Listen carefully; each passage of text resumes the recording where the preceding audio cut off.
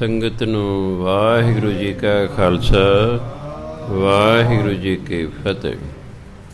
ਸ਼੍ਰੀ ਗੁਰੂ ਗ੍ਰੰਥ ਸਾਹਿਬ ਦੇ ਅੰਗ ਨੰਬਰ 204 ਤੇ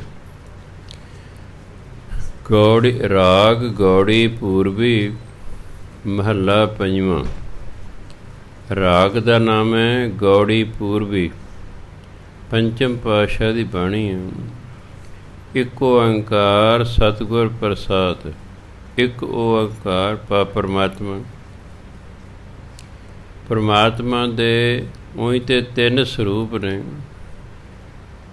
ਇੱਕ ਹੈ ਨਿਰਗੁਣ, ਨਿਰਗੁਣ ਸਰੂਪ। ਦੂਜਾ ਹੈ ਸਰਗੁਣ ਸਰੂਪ।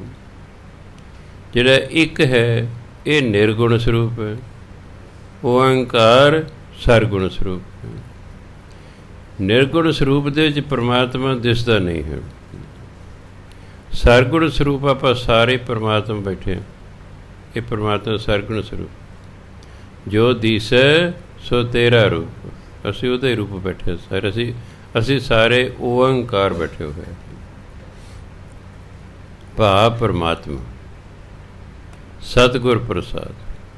ਪਰਮਾਤਮਾ ਸਤਿਗੁਰੂ ਦੀ ਕਿਰਪਾ ਨਾਲ ਮਿਲਦਾ ਹੈ।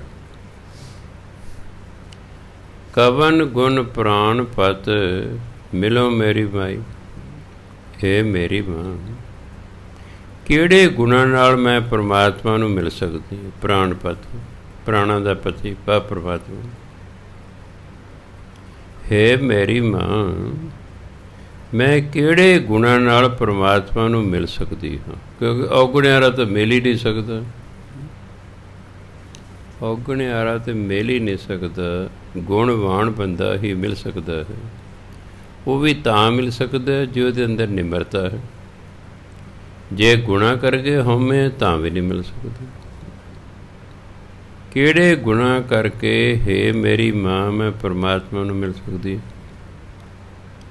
ਰੂਪਹੀਨ ਬੁੱਧ ਬਲਹੀਨੀ ਮੋਹਿ ਪਰਦੇਸਨ ਦੂਰ ਤੇ ਆਈ।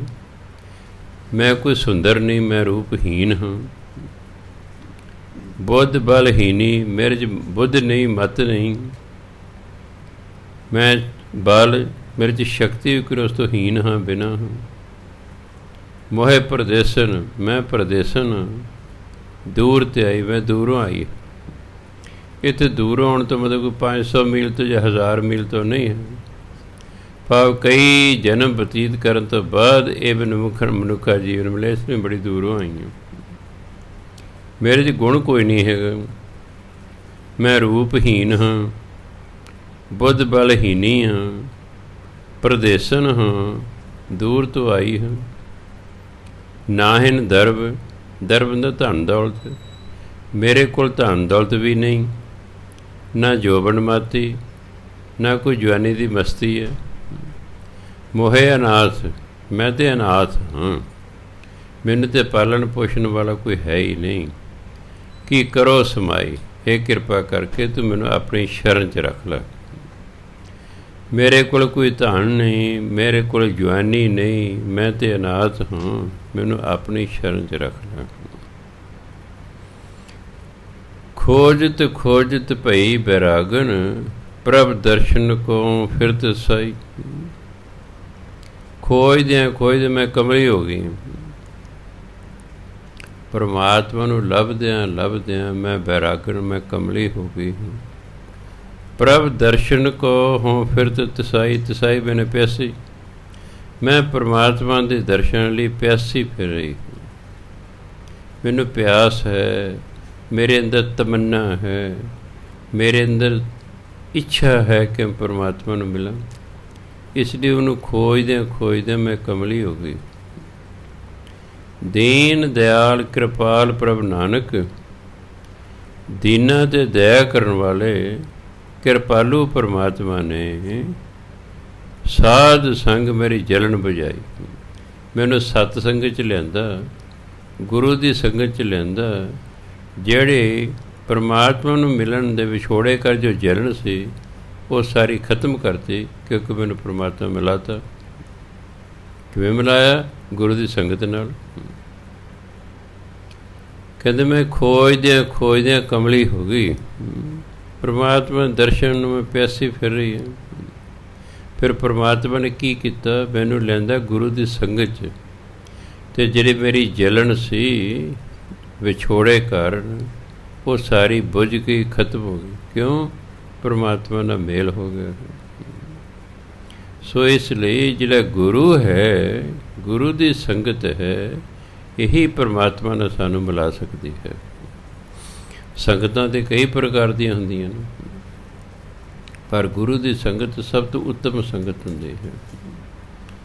ਸਾਧੂ ਦੀ ਸੰਗਤ ਵੀ, ਜਿਹੜੇ ਪਹੁੰਚੇ ਹੋਏ ਸਾਧੂ ਹਨ, ਬ੍ਰਹਮ ਗਿਆਨੀ ਹਨ, ਰੱਬ ਰੂਪ ਹਨ, ਉਹ ਵੀ ਪਰਮਾਤਮਾ ਨਾਲ ਮਿਲਾਉਂਦੇ ਨੇ।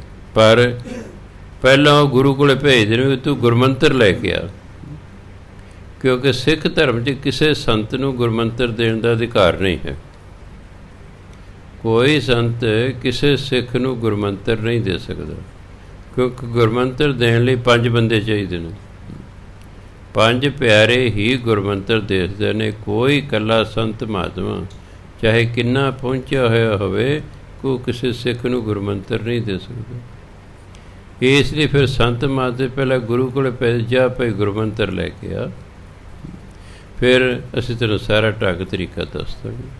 ਵੈਸੇ ਤਾਂ 5 ਪਿਆਰੇ ਤਾਂ ਸਾਰਾ ਸਮਝਾਉਂਦੇ ਨੇ ਕਿ ਭਾਈ ਗੁਰਮੰਤਰ ਦਾ ਜਾਪ ਕਰੋ, ਟਾਈਮ ਲੱਗੇ ਮੂਲ ਮੰਤਰ ਦਾ ਜਾਪ ਕਰੋ। ਸੋ ਸਾਧਨ ਦੱਸਿਆ, ਸਾਧ ਸੰਗ, ਗੁਰੂ ਦੀ ਸੰਗਤ ਜਿਹੜੀ ਜਿਵੇਂ ਆਪਾਂ ਹੁਣ ਗੁਰੂ ਦੀ ਸੰਗਤ ਕਰ ਰਹੇ, ਗੁਰੂ ਮਹਾਰਾਜ ਬਿਰਾਜਮਾਨ ਨੇ, ਮੈਂ ਤਾਬੇ ਬੈਠਾ, ਆਪ ਜੀ ਸਨਮੁਖ ਬੈਠੇ ਹੋ, ਗੁਰੂ ਮਹਾਰਾਜ ਬੋਲ ਰਹੇ ਨੇ, ਤੁਸੀਂ ਸੁਣ ਰਹੇ ਹੋ, ਆਪਾਂ ਗੁਰੂ ਦੀ ਸੰਗਤ ਕਰ ਰਹੇ। ਸੰਗਤ ਦਾ ਫਲ ਉਹਨੂੰ ਮਿਲਦਾ ਹੈ ਜਿਹੜਾ ਫਿਰ ਗੁਰੂ ਦੀ ਗੱਲ ਮੰਨੇ, ਗੁਰੂ ਦੀ ਗੱਲ ਮੰਨੇ ਕਿ ਭਾਈ ਨਾਮ ਜਪਿਆ ਕਰੋ। ਹੁਣ ਸੰਤ ਮਹਾਤਮਾ ਨੇ, ਕਿਉਂਕਿ ਉਹ ਹਿੰਦੂ ਸਨ, ਹਿੰਦੂ ਸੰਤ ਜਿਹੜੇ ਨੇ ਉਹ ਕਿਸੇ ਨੂੰ ਇਕੱਲੇ ਗੁਰਮੰਤਰ ਦੇ ਸਕਦੇ ਨੇ। ਗਨਕਾ ਹੈ, ਉਹਨੂੰ ਗੁਰਮੰਤਰ ਹਿੰਦੂ ਸੰਤ ਨੇ ਦਿੱਤਾ। ਉਹ ਤੋਤੇ ਨੂੰ ਉਹਨੇ ਵੀ ਸਿਖਾ ਲਿਆ ਰਾਮ ਰਾਮ। ਉਹ ਤੋਤਾ ਵੀ ਰਾਮ ਰਾਮ ਕਰਦਾ, ਉਹ ਵੀ ਰਾਮ ਰਾਮ ਕਰਦੀ ਹੈ। ਜਿਵੇਂ ਕਈ ਲੋਕ ਵਾਹਿਗੁਰੂ ਵਾਹਿਗੁਰੂ ਦੀ ਕੈਸਟ ਲਾ ਲੈਂਦੇ ਨੇ, ਕੈਸਟ ਲਾ ਕੇ ਫਿਰ ਉਹ ਵਾਹਿਗੁਰੂ ਵਾਹਿਗੁਰੂ ਉਹਦੇ ਨਾਲ ਵਾਹਿਗੁਰੂ ਵਾਹਿਗੁਰੂ ਕਰਦੇ ਰਹਿੰਦੇ ਨੇ। ਇਹ ਵੀ ਇੱਕ ਵਧੀਆ ਢੰਗ ਹੈ, ਵਾਹਿਗੁਰੂ ਵਾਹਿਗੁਰੂ ਕਰਨ ਦਾ ਇਹ ਵੀ ਇੱਕ ਵਧੀਆ ਢੰਗ ਹੈ। ਜੀ ਲੱਗਾ ਰਹਿੰਦਾ ਹੈ। ਐਂ ਸਮਝੋ 2 ਹੋ ਗਏ ਨਾ ਬੰਦੇ, ਇਕੱਲਾ ਇਕੱਲਾ ਹੀ ਹੁੰਦਾ। ਉਹ ਕੈਸਟ ਲਾ ਲਈ ਹੈ, ਉਹ ਜਿਹੜਾ ਨਾਲ ਸੋਹਣੀ ਆਵਾਜ਼ ਭਰੀ ਹੁੰਦੀ ਹੈ, ਉਹਦੇ ਨਾਲ ਵਾਹਿਗੁਰੂ ਵਾਹਿਗੁਰੂ ਕਰਦੇ ਰਹਿੰਦੇ।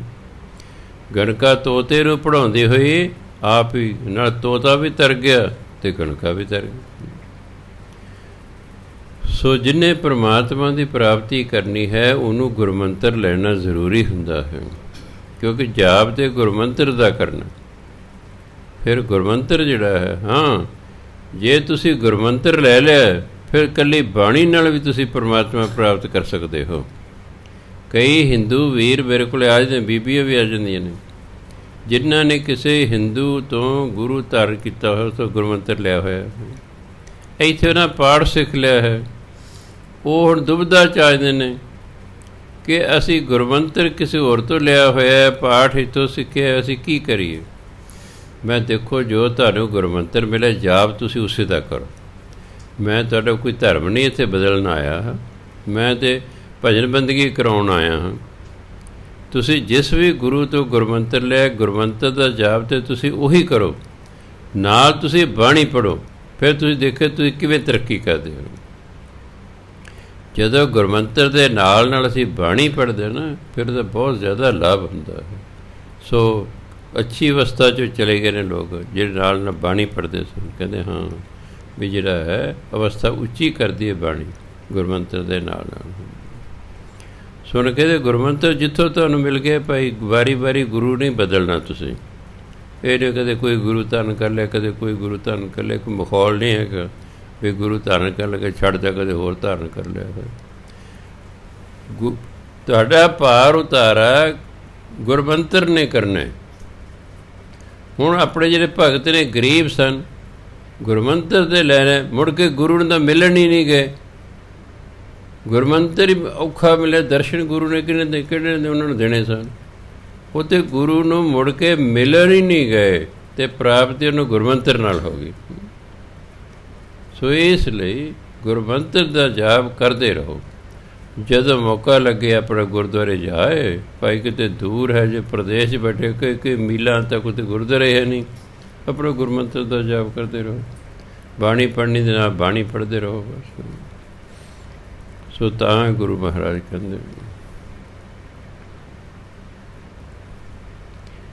ਕਹਿੰਦੇ ਮੈਂ ਖੋਜਦੀ ਸੀ, ਖੋਜਦੇ ਕਦੇ ਕਮਲੀ ਹੋ ਗਈ, ਫਿਰਦੀ ਹਾਂ। ਪਰਮਾਤਮਾ ਨੇ ਕਿਰਪਾ ਕੀਤੀ, ਮੈਨੂੰ ਸਾਧ ਦੀ ਸੰਗਤ 'ਚ ਭੇਜ, ਗੁਰੂ ਦੀ ਸੰਗਤ 'ਚ ਭੇਜਤਾ। ਉਹਨਾਂ ਨੇ ਪਰਮਾਤਮਾ ਮਿਲਾਤਾ। ਮੇਰੀ ਜਿਹੜੀ ਜਲਨ ਸੀ, ਦੁੱਖ ਸੀ, ਜਿਹੜਾ ਖਤਮ ਹੋ ਗਿਆ। ਗੌੜੀ ਮਹਿਲਾ ਪੰਜਵਾਂ। ਪ੍ਰਭ ਮਿਲਬੇ ਕੋ ਪ੍ਰੀਤ ਮਨ ਲਾਗੀ, ਪਾਏ ਲਗੋਂ ਮੋਹਿ ਕਰੋਂ ਬੇਨਤੀ, ਕੋ ਸੰਤ ਮਿਲੇ ਬੜ ਭਾਗੀ। ਪ੍ਰਭ ਮਿਲਬੇ ਕੋ, ਪਰਮਾਤਮਾ ਨੂੰ ਮਿਲਣ ਲਈ ਪ੍ਰੀਤ ਮਨ ਲੱਗੀ। ਮੇਰੇ ਮਨ 'ਚ ਪਰਮਾਤਮਾ ਪ੍ਰਤੀ ਪਿਆਰ ਪੈਦਾ ਹੋ ਗਿਆ ਹੈ। ਜਦੋਂ ਪਿਆਰ ਪੈਦਾ ਹੋ ਜੇ ਫਿਰ ਪਿਆਰੇ ਨੂੰ ਮਿਲਣ ਦਾ ਜੀਅ ਕਰਦਾ। ਸਾਡਾ ਰੱਬ ਨੂੰ ਮਿਲਣ ਦਾ ਜੀਅ ਹੀ ਨਹੀਂ ਕਰਦਾ। ਕਿਉਂ? ਸਾਡੇ ਤਾਂ ਸੰਸਾਰਕ ਮੰਗਾਂ ਹੀ ਨਹੀਂ ਮੁੱਕਦੀਆਂ, ਉੱਥੋਂ ਹੀ ਨਹੀਂ ਵੇਲ ਸਾਨੂੰ ਮਿਲਦੀ ਵੀ ਰੱਬ ਵੱਲ ਵੀ ਅਸੀਂ ਹੋ ਲਈਏ। ਅੱਜ ਤਾਂ ਜਿਹੜਾ ਸਿਮਰਨ ਕਰਦੇ ਹਾਂ, ਭਜਨ ਬੰਦਗੀ ਕਰਦੇ ਹਾਂ, ਆਪਣੇ ਲਈ ਕਰਦੇ ਹਾਂ ਜਾਂ ਆਪਣੇ ਧੀਆਂ ਪੁੱਤਰਾਂ ਲਈ ਕਰਦੇ ਹਾਂ। ਪਰਮਾਤਮਾ ਦੀ ਪ੍ਰਾਪਤੀ ਲਈ ਤਾਂ ਬਹੁਤ ਘੱਟ ਭਜਨ ਬੰਦਗੀ ਹੋ ਰਹੀ, ਇਸ ਲਈ ਪਰਮਾਤਮਾ ਲੋਕਾਂ ਨੂੰ ਮਿਲਦਾ ਨਹੀਂ ਹੈਗਾ। ਲੋਕਾਂ ਦੇ ਕੰਮ ਹੋ ਗਏ ਕਿਉਂਕਿ ਉਹ ਪਾਠ ਕਰਦੇ ਨੇ। ਜਿਸ ਕੰਮ ਲਈ ਤੁਸੀਂ ਪਾਠ ਕਰੋਗੇ ਉਹੀ ਕੰਮ ਹੋਏਗਾ ਨਾ। ਰੱਬ ਦੀ ਪ੍ਰਾਪਤੀ ਲਈ ਤਾਂ ਤੁਸੀਂ ਪਾਠ ਹੀ ਨਹੀਂ ਕਰਦੇ, ਨਾ ਤੁਸੀਂ ਸਿਮਰਨ ਕਰਦੇ ਹੋ, ਇਸ ਲਈ ਰੱਬ ਮਿਲਦਾ ਨਹੀਂ ਹੈ। ਕਿਉਂਕਿ ਆਪਾਂ ਗ੍ਰਸਤੀ ਬੰਦੇ ਹਾਂ ਅਤੇ ਸਾਡਾ ਬਹੁਤ ਸਾਰਾ ਸਮਾਂ ਭਜਨ ਬੰਦਗੀ ਦਾ ਇਹ ਸੰਸਾਰਕ ਕੰਮਾਂ ਧੰਦਿਆਂ 'ਚ ਹੀ ਲੱਗ ਜਾਂਦਾ। ਹੁਣ ਕਹਿੰਦੇ ਪਰਮਾਤਮਾ ਨੂੰ ਮਿਲਣ ਲਈ ਮੇਰੇ ਮਨ 'ਚ ਪ੍ਰੀਤ ਪੈਦਾ ਹੋ ਗਈ ਹੈ।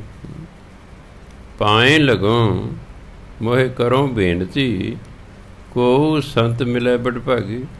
ਮੈਂ ਪਰਮਾਤਮਾ ਦੇ, ਮੈਂ ਕਹਿੰਦਾ ਜੇ ਮੈਨੂੰ ਵੱਡੇ ਭਾਗਾਂ ਵਾਲਾ ਕੋਈ ਸੰਤ ਮਿਲ ਜਾਏ ਨਾ, ਮੈਂ ਉਹਦੇ ਚਰਨੀ ਲੱਗਾਂਗੀ, ਮੈਂ ਉਹਦੇ ਅੱਗੇ ਬੇਨਤੀ ਕਰਾਂਗੀ ਕਿ ਮੈਨੂੰ ਪਰਮਾਤਮਾ ਨੂੰ ਮਿਲਾ ਦਿਓ।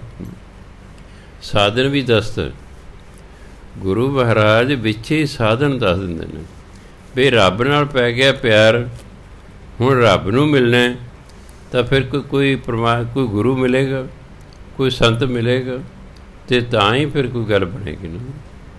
ਵਿਚੋਲਾ ਤਾਂ ਹੋਣਾ ਚਾਹੀਦਾ ਹੈ। ਦੋ ਧਿਰਾਂ ਦੇ ਮਿਲਾਪ ਲਈ ਤੀਜਾ ਤਾਂ ਹੋਇਆ ਹੀ ਕਰਦਾ ਹੈ। ਹੁਣ ਪਾਕਿਸਤਾਨ ਅਤੇ ਹਿੰਦੁਸਤਾਨ ਦਾ ਝਗੜਾ ਹੈ, ਜਿੰਨਾ ਚਿਰ ਵਿੱਚ ਤੀਜਾ ਨਹੀਂ ਰਲਦਾ ਕਦੇ ਨਹੀਂ ਨਿਬੜ ਸਕਦਾ। ਨਹੀਂ ਤਾਂ ਚਾਹੇ 75 ਸਾਲ ਤਾਂ ਹੋ ਹੀ ਗਏ ਇਸ ਨੂੰ। ਜਦੋਂ ਕੋਈ ਤੀਜਾ ਵਿੱਚ ਆਉਣਾ ਚਾਹੁੰਦਾ, ਨਾ ਨਾ ਇਹ ਸਾਡਾ ਆਪਸੀ ਮਾਮਲਾ, ਅਸੀਂ ਆਪੇ ਨਿਬੇੜ ਲਾਂਗੇ। ਵੀ ਭਲਿਓ ਮਾਨਸੋ, ਦੋ ਬੰਦੇ ਆਪਸ 'ਚ ਲੜ ਪਏ ਨੇ, ਉਹ ਕਦੇ ਆਪਸ ਸਮਝੌਤਾ ਕਰਨਗੇ? ਤੀਜਾ ਹੀ ਕੋਈ ਕਰਾਏਗਾ, ਕਿਉਂ? ਕਰਨਾ ਹੀ ਨਹੀਂ ਸਮਝੌਤਾ, ਨਿਬੇੜਨਾ ਹੀ ਨਹੀਂ, ਐਂ ਹੀ ਰੱਖਣਾ। ਇਸ ਲਈ ਤੀਜੇ ਨੂੰ ਵਿੱਚ ਪੈਣ ਨਹੀਂ ਦਿੰਦੇ। ਨਹੀਂ ਤੇ ਮਿਲਾਉਣ ਵਾਲਾ ਤਾਂ ਫਿਰ ਵਿਚੋਲਾ ਹੀ ਹੁੰਦਾ। ਇੱਛਾ ਹੋ ਗਈ ਪਰਮਾਤਮਾ ਨੂੰ ਮਿਲਣ ਦੀ, ਹੁਣ ਵਿਚੋਲਾ ਗੁਰੂ ਹੈ। ਹੁਣ ਵੱਡੇ ਭਾਗ ਵਾਲਾ ਗੁਰੂ ਮਿਲੇ, ਕਹਿੰਦੇ ਤਾਂ ਫਿਰ ਮੈਨੂੰ ਉਹਦੇ ਨਾਲ ਮਿਲਾਵੇ। ਪ੍ਰਭ ਮਿਲਵੇ ਕੋ ਪ੍ਰੀਤ ਮਨ ਲਾਗੀ, ਪ੍ਰਭ ਮਿਲਵੇ ਕੋ ਪ੍ਰੀਤ ਮਨ ਲਾਗੀ, ਮਿਲਵੇ ਕੋ ਪ੍ਰੀਤ ਮਨ ਲਾਗੀ, ਪ੍ਰਭ ਮਿਲਵੇ ਕੋ ਪ੍ਰੀਤ ਮਨ ਲਾਗੀ। ਪਾਏ ਲਗੋਂ ਮੋਹਿ ਕਰੋਂ ਬੇਨਤੀ, ਪਾਏ ਲਗੋਂ ਮੋਹਿ ਕਰੋਂ ਬੇਨਤੀ, ਮੋਹਿ ਕਰੋਂ ਬੇਨਤੀ, ਪਾਏ ਲਗੋਂ ਮੋਹਿ ਕਰੋਂ ਬੇਨਤੀ।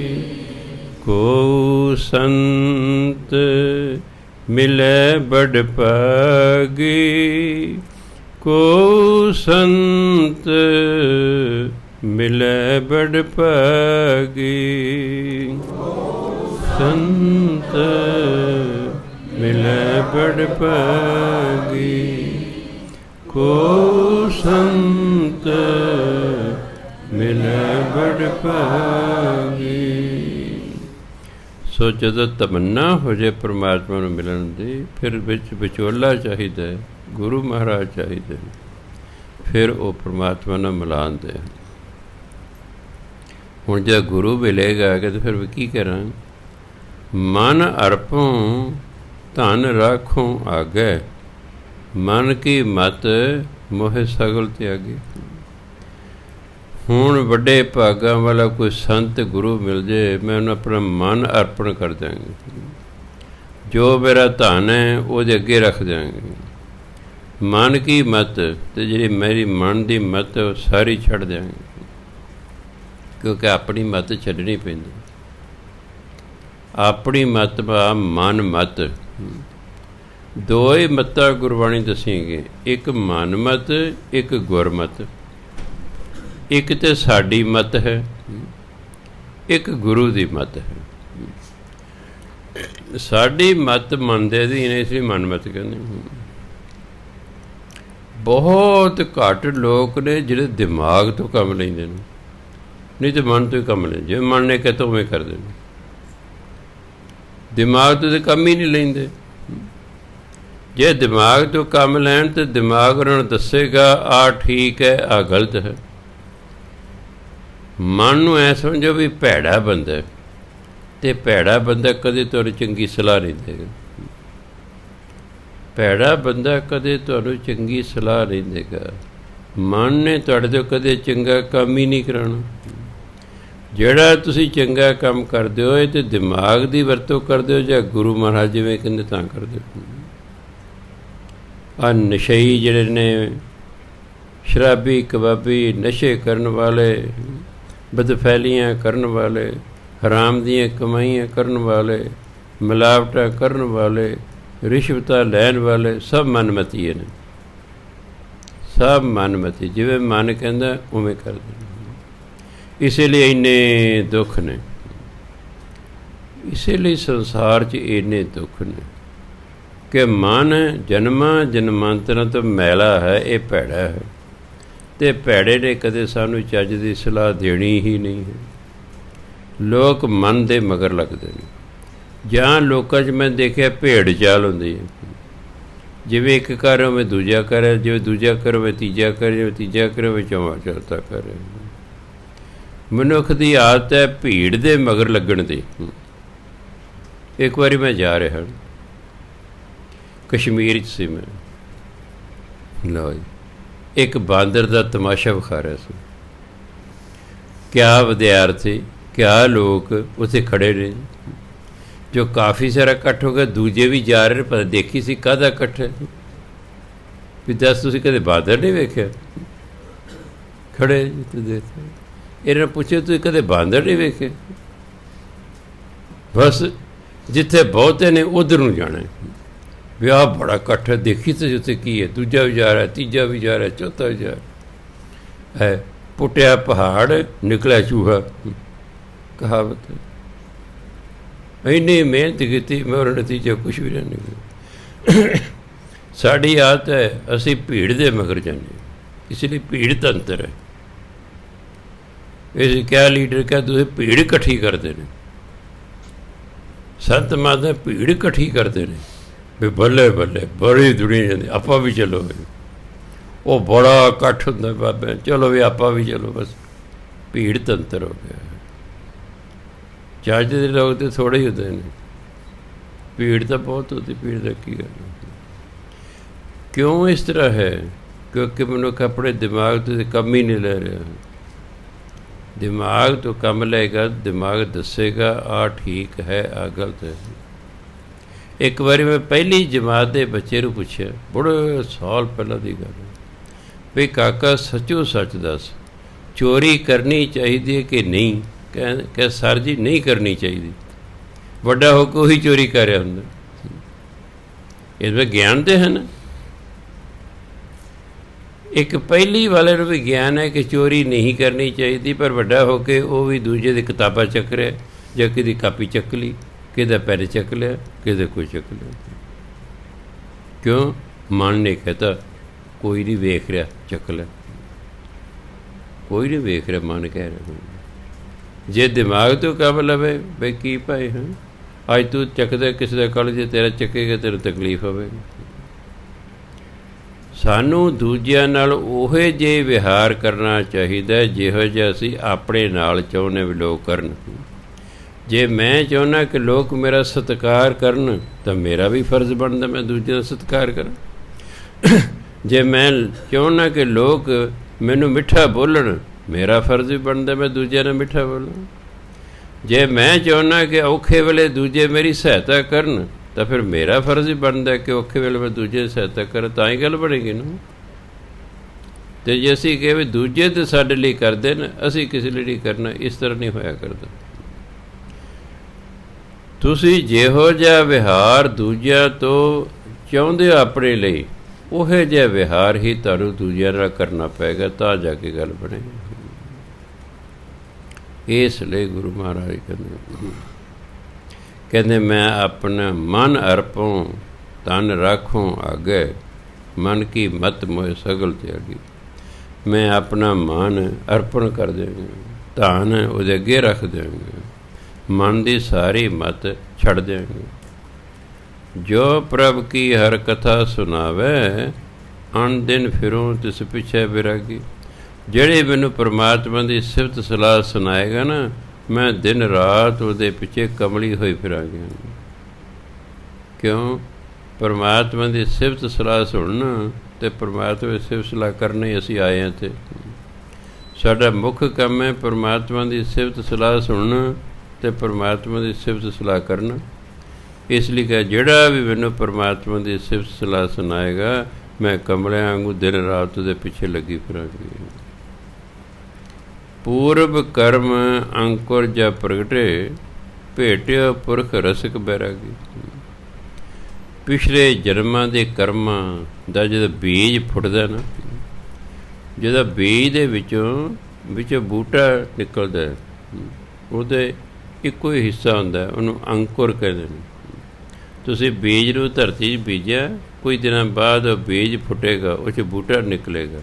ਉਹ ਜਿਹੜਾ ਛੋਟਾ ਜਿਹਾ ਹੁੰਦਾ ਉਹਨੂੰ ਕਹਿੰਦੇ ਨੇ ਅੰਕੁਰ। ਸਾਡੇ ਕਰਮ ਨੇ ਕਈ ਵਾਰੀ ਬੜੀ ਦੇਰ ਤੱਕ ਕੀਤੇ ਕਰਮ ਪਏ ਰਹਿੰਦੇ ਨੇ, ਉਹ ਮੌਕਾ ਆਉਣ 'ਤੇ ਫਿਰ ਉਹ ਕਰਮਾਂ ਦਾ ਫਲ ਮਿਲਦਾ। ਹੁਣ ਜਦੋਂ ਕਰਮ 'ਤੇ ਕੋਈ ਚੰਗਾ ਪਿਛਲੇ ਜਨਮ 'ਚ ਕਰ ਲਿਆ, ਉਸ ਕਰਮ ਦਾ ਜਦੋਂ ਅੰਕੁਰ ਫੁੱਟਿਆ ਤਾਂ ਫਿਰ ਕੀ ਹੋਇਆ? ਭੇਟਿਓ ਪੁਰਖ ਰਸਿਕ ਬੈਰਾਗੀ। ਤਾਂ ਉਹ ਗੁਰੂ ਜਿਹੜਾ ਬੈਰਾਗੀ ਹੈ, ਜਿਹੜਾ ਮੋਹ ਤੋਂ ਰਹਿਤ ਹੈ, ਜੋ ਰਸੀਆ ਹੈ, ਉਹ ਗੁਰੂ ਫਿਰ ਮਿਲ ਪਿਆ। ਪਿਛਲੇ ਜਨਮਾਂ ਦੇ ਸ਼ੁਭ ਕਰਮ ਦਾ ਜਦੋਂ ਸਮਾਂ ਆਉਂਦਾ ਨਾ, ਫਿਰ ਗੁਰੂ ਨਾਲ ਮੇਲ ਹੁੰਦਾ। ਨਹੀਂ ਤਾਂ ਗੁਰੂ ਭਾਵੇਂ ਘਰ 'ਚ ਹੋਵੇ ਤਾਂ ਵੀ ਨਹੀਂ ਮੰਨਦਾ ਬੰਦਾ। ਘਰ ਦੇ ਗੁਰੂ ਤਾਂ ਲੋਕ ਕੁੰਜੀ ਨਹੀਂ ਮੰਨਦੇ। ਘਰ ਦਾ ਜੋਗੀ ਜੋਗੜਾ, ਬਾਹਰ ਦਾ ਜੋਗੀ ਸਿੱਧ। ਘਰ 'ਚ ਹੀ ਗੁਰੂ ਨਾਨਕ ਵਰਗੇ ਨੇ। ਸੰਸਾਰ ਦੀ ਐਡੀ ਮਹਾਨ ਸ਼ਕਤੀ। ਇਹ ਨਹੀਂ ਕਿ ਸਾਡੇ ਗੁਰੂ ਨੇ ਇਸ ਲਈ ਕਰ, ਨਹੀਂ, ਇਹੋ ਜਿਹਾ ਇਨਸਾਨ ਅਜੇ ਤੱਕ ਸੰਸਾਰ 'ਚ ਦੂਸਰਾ ਪੈਦਾ ਹੀ ਨਹੀਂ ਹੋਇਆ ਜਿਹੋ ਜਿਹਾ ਗੁਰੂ ਨਾਨਕ ਹੋ ਗਏ। ਇੰਨੀ ਜ਼ਬਰਦਸਤ ਹਸਤੀ ਸੰਸਾਰ 'ਚ ਆਈ, ਪਰ ਘਰ ਦੇ ਜੀਆਂ ਨੂੰ ਤਾਂ ਵੀ ਨਹੀਂ ਪਤਾ ਲੱਗਾ। ਕਿਉਂ? ਉਹ ਕੋਈ ਸਮਝਦਾ ਮੇਰਾ ਪੁੱਤਰ ਹੈ, ਕੋਈ ਸਮਝਦਾ ਮੇਰਾ ਕੁਛ ਹੈ, ਮੇਰਾ ਕੁਛ ਹੈ। ਬਗਾਨਿਆਂ ਨੂੰ ਸਮਝ ਆ ਗਈ, ਸਗੋਂ ਰਾਏ ਬੁਲਾਰ ਵਰਗਿਆਂ ਨੂੰ ਛੇਤੀ ਸਮਝ ਆ ਕੇ ਗੁਰੂ ਨਾਨਕ ਜਿਹੜੇ ਨੇ ਇਹ ਕੋਈ ਸਧਾਰਨ ਬੰਦਾ ਨਹੀਂ, ਇਹ ਤਾਂ ਬਹੁਤ ਪਹੁੰਚਿਆ ਹੋਇਆ ਮਨੁੱਖ ਹੈ। ਜਾਂ ਫਿਰ ਭੈਣ ਨੂੰ ਸਮਝ ਆ ਗਈ ਕਿ ਮੇਰਾ ਵੀਰ ਸਧਾਰਨ ਨਹੀਂ ਹੈ, ਇਹ ਰੱਬ ਰੂਪ ਹੈ। ਇਹੀ ਕਾਰਨ ਹੈ ਕਿ ਜਦੋਂ ਰੌਲਾ ਪੈ ਗਿਆ ਗੁਰੂ ਨਾਨਕ ਦੇਵ ਡੁੱਬ ਗਏ, ਬੀਬੀਆਂ ਕੀ ਦੂਜੇ ਕੀ ਬੇਬੇ ਨਾਨਕੀ ਕੋਲ ਅਫਸੋਸ ਕਰਨਾ ਹੈ ਵੀ ਤੇਰਾ ਵੀਰ ਡੁੱਬ ਗਿਆ। ਕਹਿੰਦੀ ਹੈ ਕਮਲੇ, ਉਹ ਮੇਰਾ ਵੀਰ ਤੇ ਸੰਸਾਰ ਨੂੰ ਤਾਰਨ ਆਇਆ। ਜਿਹੜਾ ਸੰਸਾਰ ਨੂੰ ਤਾਰਨ ਆਇਆ ਉਹ ਆਪ ਕਿਵੇਂ ਡੁੱਬ ਸਕਦਾ? ਉਹ ਆਪ ਕਿਵੇਂ ਡੁੱਬ ਸਕਦਾ? ਕੱਲ ਤਾਰਨ ਗੁਰੂ ਨਾਨਕ ਆਇਆ, ਕਹਿੰਦੇ ਕਿ ਨਹੀਂ? ਵਿਸ਼ਵਾਸ ਸੀ, ਕਿੰਨਾ ਵਿਸ਼ਵਾਸ ਹੈ। ਨਹੀਂ ਡੋਲੀ ਤੇ ਬੇਬੇ ਨਾਨਕੀ ਪਾਪ ਗੁਰੂ ਨੇ ਭੈਣ ਨਹੀਂ ਡੋਲੀ, ਬਾਕੀ ਸਾਰੇ ਲੋਕ ਡੋਲ ਗਏ। ਵੀ 3 ਦਿਨ ਹੋ ਗਏ, ਲੱਭਿਆ ਹੈ ਨਹੀਂ। ਜਾਲ ਵੀ ਰਾਜੇ ਨੇ ਵਿਛਾ ਕੇ ਵੇਖ ਲਿਆ, ਕਿਤੇ ਸਾਰੇ ਕਿਤੇ ਨਹੀਂ ਲੱਭਿਆ, ਵੀ ਡੁੱਬ ਗਿਆ ਹੋਣਾ। ਖੈਰ, ਸੋ ਵਿਸ਼ਵਾਸ ਬੱਝਣਾ ਗੁਰੂ 'ਤੇ ਬੜੀ ਵੱਡੀ ਗੱਲ ਹੈ, ਅਤੇ ਵਿਸ਼ਵਾਸ ਦੇ ਵਿੱਚ ਫਿਰ ਸਾਰਾ ਕੁਛ ਅੱਗੇ ਨਿਕਲਦਾ ਹੈ। ਹੁਣ ਬਾਣੀ ਹੈ, ਜੇ ਬਾਣੀ 'ਤੇ ਵਿਸ਼ਵਾਸ ਹੀ ਨਹੀਂ ਤਾਂ ਫਿਰ ਸਾਡਾ ਕੋਈ ਕਾਰਜ ਰਸ ਨਹੀਂ ਹੋਣਾ। ਪਹਿਲਾਂ ਵਿਸ਼ਵਾਸ ਹੋਣਾ ਚਾਹੀਦਾ, ਫਿਰ ਅੱਗੇ ਜਾ ਕੇ ਗੱਲ ਬਣਦੀ ਹੈ। ਜਦੋਂ ਕਹਿੰਦੇ ਬੈਰਾਗੀ ਪੁਰਖ ਪਾ ਗੁਰੂ ਮਿਲ ਪਏ, ਮਿਟਿਓ ਅੰਧੇਰ ਮਿਲਤ ਹਰ ਨਾਨਕ, ਜਨਮ ਜਨਮ ਕੀ ਸੋਈ ਜਾਗੀ। ਫਿਰ ਅਗਿਆਨਤਾ ਦਾ ਹਨੇਰਾ ਖਤਮ ਹੋ ਗਿਆ। ਪਰਮਾਤਮਾ ਨੂੰ ਮਿਲਦੇ ਸਾਰ ਹੀ ਅਗਿਆਨਤਾ ਦਾ ਹਨੇਰਾ ਖਤਮ ਹੋ ਗਿਆ। ਜਨਮਾਂ ਜਨਮਾਂਤਾਂ ਤੋਂ ਇਹ ਸੁੱਤੀ ਹੋਈ ਆਤਮਾ ਜਾਗ ਪਈ। ਇਹ ਜਾਗ ਪਈ ਮਾਇਆ ਦੇ ਮੋਹ 'ਚ, ਅਗਿਆਨਤਾ ਦੇ ਹਨੇਰੇ 'ਚ ਸੁੱਤੇ ਪਏ ਸੀ ਜੀਵ। ਹੁਣ ਕਹਿੰਦੇ ਜਾਗ ਪਿਆ, ਗਿਆਨ ਹੋ ਗਿਆ ਹੈ। ਗੌੜੀ ਮਹਿਲਾ ਪੰਜਵਾਂ। ਨਿਕਸਰੇ ਪੰਖੀ ਸਿਮਰ ਹਰ ਪਾਂਖ। ਪਾਂਖ ਖੰਭ ਨੂੰ ਕਹਿੰਦੇ ਹਿੰਦੀ, ਆਪਾਂ ਕਹਿੰਦੇ ਪੱਖਾ, ਹਿੰਦੀ ਵਾਲੇ ਕਹਿੰਦੇ ਪੰਖਾ। ਪੰਖ ਨੇ ਲੱਗੇ ਨੂੰ, ਖੰਭ ਲੱਗੇ ਹੋਏ ਨੇ। ਪਾਂਖ ਖੰਭਾਂ ਨੂੰ ਕਹਿੰਦੇ। ਹੇ ਪੰਛੀ, ਤੂੰ ਆਪਣੇ ਆਲਣੇ 'ਚੋਂ ਤਾਂ ਹੀ ਨਿਕਲੇਂਗਾ ਜੇ ਖੰਭ ਲਾਏਂਗਾ ਤੇ। ਸਿਮਰ ਹਰ, ਤੂੰ ਪਰਮਾਤਮਾ ਦਾ ਸਿਮਰਨ ਕਰ। ਇਹ ਖੰਭਾਂ ਦਾ ਕੰਮ ਕਰਨਗੇ, ਫਿਰ ਤੂੰ ਇਹ ਮੋਹ ਮਾਇਆ ਦੇ ਆਲਣੇ 'ਚੋਂ ਬਾਹਰ ਨਿਕਲੇਂਗਾ, ਤਾਂ ਹੀ ਨਿਕਲੇਂਗਾ। ਪੰਛੀ ਦੇ ਜਿੰਨੇ ਚਿਰ ਖੰਭ ਨਹੀਂ ਆਉਂਦੇ ਉਹਨਾਂ ਚਿਰ ਉਹ ਉੱਡ ਨਹੀਂ ਸਕਦਾ ਹੈ, ਉਹ ਆਲਣੇ 'ਚ ਬੈਠਾ ਰਹਿੰਦਾ। ਜਿਹੜੇ ਪੰਛੀ ਦੇ ਮਾਂ ਪਿਓ ਨੇ ਬੜੇ ਸਿਆਣੇ ਨੇ, ਵੀ ਉੱਡ ਤੇ ਸਕਦਾ ਪਰ ਜੇ ਡਰਦਾ ਹੈ ਉਹਨੂੰ ਮਗਰੋਂ ਮਾਰ ਦੇਣ ਧੱਕਾ, ਉਹ ਉੱਤੋਂ ਹੇਠਾਂ ਡਿੱਗਦਾ ਅਤੇ ਆਪਣੇ ਬਚਾ ਲਈ ਖੰਭ ਖੋਲ੍ਹ ਲੈਂਦਾ ਅਤੇ ਉੱਡਣਾ ਸ਼ੁਰੂ ਕਰ ਦਿੰਦਾ। ਖੰਭ ਹੋਣਗੇ ਤਾਂ ਹੀ ਉੱਡੇਗਾ ਨਾ। ਤਾਂ ਕਿ ਖੰਭ ਵਿਕਾਂਦੜੇ ਜੇ ਲਹਾਂ, ਘਿੰਨਾ ਸਾਵੀਂ ਤੋਲ, ਤਨ ਜੜਾਈ ਆਪਣੇ ਲਹਾਂ ਸੋ ਸੱਜਣ ਟੋਲ। ਵੀ ਜੇ ਖੰਭਾਂ ਨੇ, ਦੇਖੋ ਉਸ ਜ਼ਮਾਨੇ 'ਚ ਹਵਾਈ ਜਹਾਜ਼ ਨਹੀਂ ਸਨ ਜਦੋਂ ਬਾਣੀ ਲਿਖੀ ਗਈ, ਪਰ ਇੱਕ ਅੰਦਰ ਤਾਂ ਹੈ ਨਾ ਭਾਵਨਾ, ਬਈ ਯਾਰ ਜੇ ਖੰਭ ਵਿਕਦੇ ਹੋਣ ਬਾਜ਼ਾਰ 'ਚ, ਮੈਂ ਆਪਣੇ ਮੋਢਿਆਂ 'ਤੇ ਉਹਨੂੰ ਜੜ ਲਾਂ ਅਤੇ ਫਿਰ ਉਹਦੇ ਨਾਲ ਉੱਡਾਂ, ਮੈਂ ਉੱਡ ਕੇ ਆਪਣੇ ਪਰਮਾਤਮਾ ਤੱਕ ਪਹੁੰਚ ਜਾਵਾਂ। ਇਹ ਵਿਚਾਰ ਹੀ ਇੱਕ ਦਿਨ ਜਿਹੜਾ ਹੈ ਇਹ ਪ੍ਰੈਕਟੀਕਲ ਰੂਪ ਧਾਰਨ ਕਰ ਗਿਆ। ਹੌਲੀ ਹੌਲੀ ਹੌਲੀ ਹੌਲੀ ਕਰਦੇ ਕਰਦੇ ਹਵਾਈ ਜਹਾਜ਼ ਬਣਾਉਣ ਲੱਗ ਗਿਆ ਉੱਡਣ ਬੰਦਾ। ਸੋ ਪਹਿਲਾਂ ਹਮੇਸ਼ਾ ਖਿਆਲ ਆਇਆ ਕਰਦਾ ਹੈ, ਫਿਰ ਉਹ ਖਿਆਲ ਪ੍ਰੈਕਟੀਕਲ ਰੂਪ ਧਾਰਨ ਕਰਦਾ ਹੈ। ਸੋ ਕਹਿੰਦੇ ਹੇ ਪੰਛੀ, ਹੇ ਮਨ ਰੂਪੀ ਪੰਛੀ, ਤੂੰ ਪਰਮਾਤਮਾ ਦਾ ਸਿਮਰਨ ਕਰ। ਇਹ ਫਿਰ ਤੇਰੇ ਬਣ ਜਾਣਗੇ ਖੰਭ, ਅਤੇ ਤੂੰ ਫਿਰ ਆਪਣੇ ਆਲਣੇ 'ਚੋਂ, ਮੋਹ ਮਾਇਆ ਦੇ ਆਲਣੇ 'ਚੋਂ ਬਾਹਰ ਨਿਕਲਵੇਂਗੇ। ਮੇਰੇ ਸਾਧੂ ਸ਼ਰਨ ਗਹੁ ਪੂਰਨ ਰਾਮ। ਮੇਰੇ ਸਾਧੂ ਸ਼ਰਨ ਗਹੁ ਪੂਰਨ ਰਾਮ, ਰਤਨ ਹੀਰੇ ਸੰਗ ਰਾਖ। ਰਾਮ ਰਤਨ ਹੀਰੇ ਸੰਗ ਰਾਖ। ਫਿਰ ਧਿਆਨ ਨਾਲ ਸੁਣ ਲਓ। ਮੇਰੇ ਸਾਧੂ ਸ਼ਰਨ ਗਹੁ ਪੂਰਨ, ਰਾਮ ਰਤਨ ਹੀਰੇ ਸੰਗ ਰਾਖ। ਗੁਰੂ ਨੂੰ ਮਿਲ, ਪਰਮਾਤਮਾ ਦੀ ਸ਼ਰਨ 'ਚ ਆ। ਪਰਮਾਤਮਾ ਦੇ ਨਾਮ ਰੂਪੀ ਰਤਨ ਹੀਰਾ, ਉਹਨੂੰ ਆਪਣੇ ਹਿਰਦੇ ਦੇ ਨਾਲ ਲਾ ਕੇ ਰੱਖ। ਪਰਮਾਤਮਾ ਦੇ ਨਾਮ ਨੂੰ ਆਪਣੇ ਹਿਰਦੇ 'ਚ ਵਸਾ ਕੇ, ਹੁਣੀ ਦੱਸੇ ਮੈਂ ਇਸ ਲਈ। ਮਿਲ ਸਾਧੂ ਸ਼ਰਨ ਗਹੁ ਪੂਰਨ, ਰਾਮ ਰਤਨ ਹੀਰੇ ਸੰਗ ਰਾਖ। ਭ੍ਰਮ ਕੀ ਕੂਈ, ਇਹਨੂੰ ਕੂਈ, ਕੂਆਂ ਹੁੰਦਾ ਹਿੰਦੀ ਦਾ ਸ਼ਬਦ। ਕੂਆਂ ਮੈਨੇ ਖੂਹ, कूई मैंने खुही, भ्रम की कुई, तृष्णा रस पंकज, अत तीखियन, मोह की फांस। फांस नहीं पढ़ना, फांस हिंदी का शब्द है, फांस फाही। मनुख भरम की खूही च डिग्या होया है, जिथे की है तृष्णा ने, पंकज का चिक्कड़, जिथे तृष्णावां का चिक्कड़ है, कुछ डिग्या होया है। अत तीखन मोह की फांस, अते बहुत ही सख्त मोह की फाही दे विच फसिया होया, वज्या होया है। काटन हार जगत गुर गोबिंद, चरण कमल ताके करो निवास। ਹੁਣ ਇਸ ਫਾਹੀ ਨੂੰ, ਮੋਹ ਮਾਇਆ ਦੀ ਫਾਹੀ ਨੂੰ ਕੌਣ ਕੱਢਦਾ? ਜਗਤ ਗੁਰੂ ਗੋਬਿੰਦ, ਪਰਮਾਤਮਾ ਜਿਹੜਾ ਹੈ, ਸੰਸਾਰ ਦਾ ਗੋਬਿੰਦ ਜੋ ਹੈ, ਉਹ ਇਸ ਮੋਹ ਦੀ ਫਾਹੀ ਨੂੰ ਕੱਟਣ ਵਾਲਾ ਹੈ। ਚਰਨ ਕਮਲ ਤਾਕੇ ਕਰੋ ਨਿਵਾਸ, ਇਸ ਲਈ ਪਰਮਾਤਮਾ ਦੇ ਚਰਨ ਕਮਲਾਂ ਜਾ ਕੇ ਨਿਵਾਸ ਕਰੋ, ਪਰਮਾਤਮਾ ਚਰਨ ਕਮਲਾਂ 'ਚ ਰਹੋ, ਉਹ ਫਿਰ ਤੁਹਾਡੇ ਮੋਹ ਦੀ ਫਾਹੀ ਕੱਟ ਦੇਵੇਗਾ। कर कृपा गोविंद प्रभ प्रीतम, हे प्यारे परमात्मा मेरे ते कृपा कर।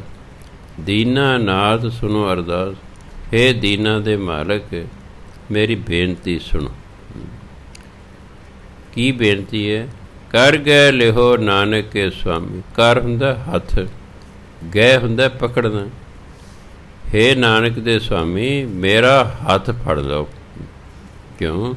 वो ਜਿਹੜਾ ਮੋਹ ਦੇ ਟੋਏ 'ਚ ਡਿੱਗਿਆ ਹੋਇਆ ਹੈ, ਮੋਹ ਦੇ ਖੂਹ 'ਚ ਡਿੱਗਿਆ ਹੋਇਆ ਹੈ, ਹੁਣ ਤਾਂ ਗੁਰੂ ਮਹਾਰਾਜ ਪਰਮਾਤਮਾ ਤੋਂ ਕੱਢੇਗਾ। ਕਰ ਗਏ ਲਿਹੋ ਨਾਨਕ ਕੇ ਸੁਆਮੀ, हे ਪਰਮਾਤਮਾ ਤੁਸੀਂ ਮੇਰਾ ਹੱਥ ਫੜ ਲਓ। ਜੀਓ ਪਿੰਡ ਸਭ ਤੁਮਰੀ ਰਾਸ, ਮੇਰੀ ਜਿੰਦ, ਪਿੰਡ ਬਣਾ ਸਰੀਰ, ਮੇਰੀ ਜਿੰਦ ਮੇਰਾ ਸਰੀਰ ਸਾਰੀ ਤੁਹਾਡੀ ਪੂੰਜੀ ਹੈ। ਰਾਸ ਮੈਨੇ ਪੂੰਜੀ, ਤੁਹਾਡੀ ਹੀ ਪੂੰਜੀ ਹੈ। ਕਰ ਕਿਰਪਾ ਗੋਬਿੰਦ ਪ੍ਰਭ ਪ੍ਰੀਤਮ, ਕਰ ਕਿਰਪਾ ਗੋਬਿੰਦ ਪ੍ਰਭ ਪ੍ਰੀਤਮ, ਕਰ ਕਿਰਪਾ ਗੋਬਿੰਦ ਪ੍ਰਭ ਪ੍ਰੀਤਮ, ਕਰ ਕਿਰਪਾ गोविंद प्रभ प्रीतम। दीनानाथ सुनो अरदास, दीनानाथ सुनो अरदास,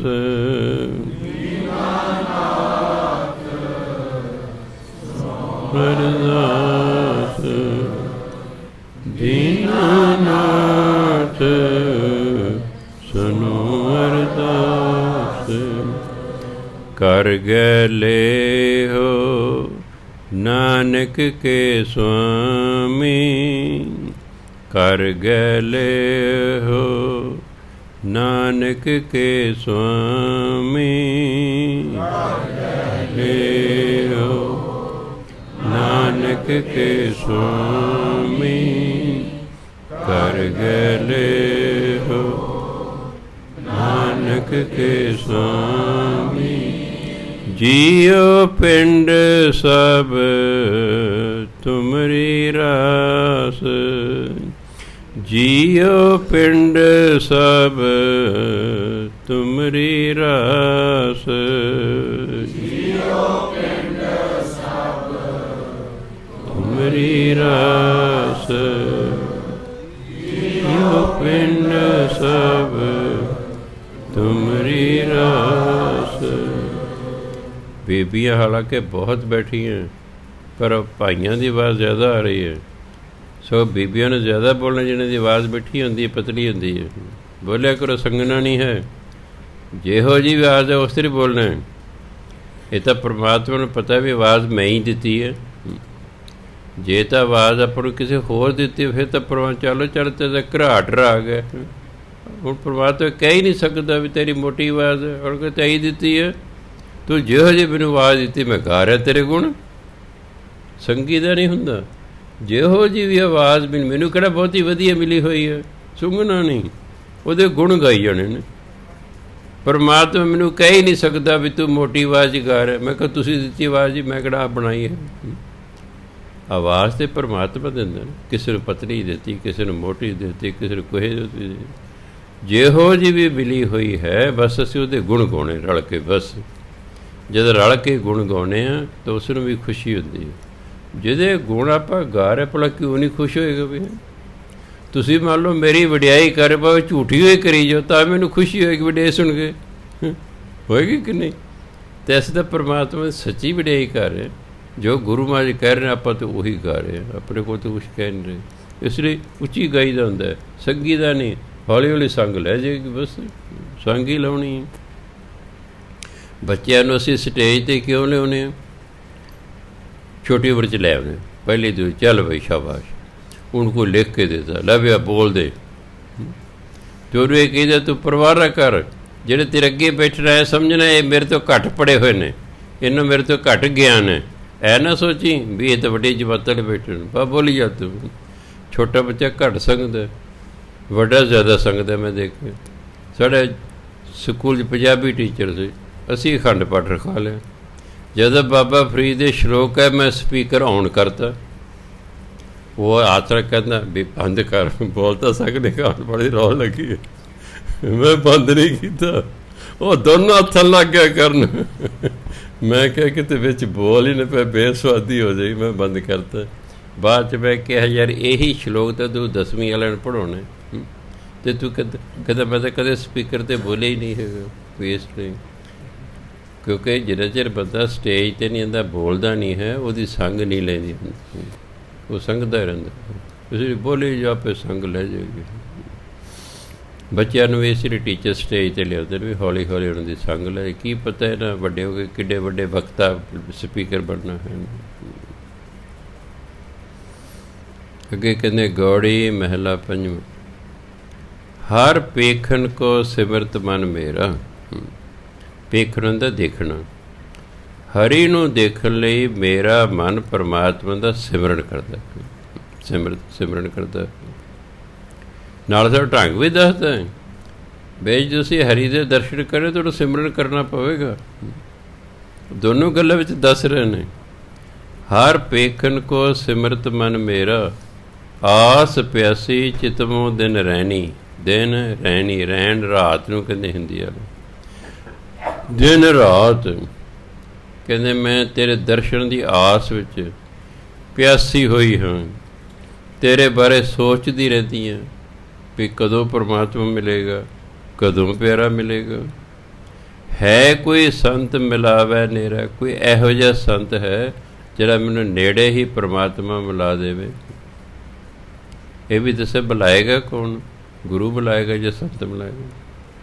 ਕਈ ਵਾਰੀ ਗੁਰੂ ਲਈ ਸੰਤ ਸ਼ਬਦ ਵਰਤਦੇ, ਕਈ ਵਾਰੀ ਸੰਤ ਲਈ ਗੁਰੂ ਸ਼ਬਦ ਵਰਤਿਆ ਹੁੰਦਾ।